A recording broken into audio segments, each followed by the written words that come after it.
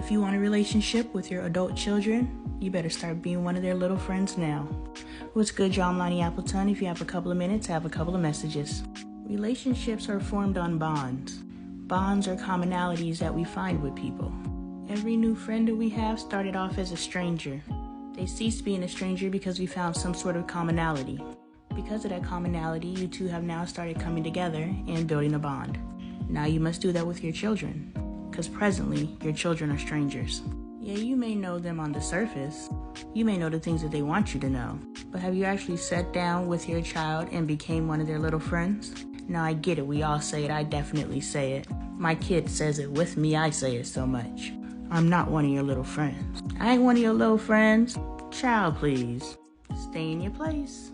So as long as a child stays in a child's place, an adult stays in an adult place, and there's always going to be that separation between you two, you're never ever going to have an opportunity to bond.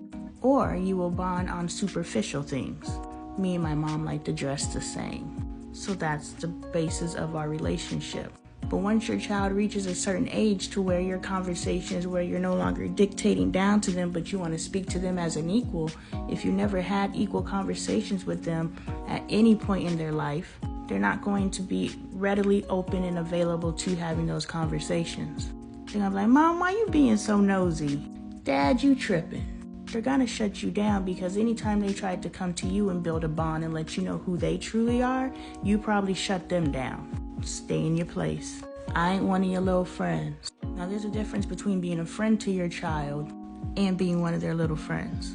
Being a friend to your child is creating an open space of communication. Being a friend to your child is allowing them to do some of the things that we typically would restrict them from doing, but you want to allow your child the head space and the opportunity to bump their head while they're with you so that you can walk them through it.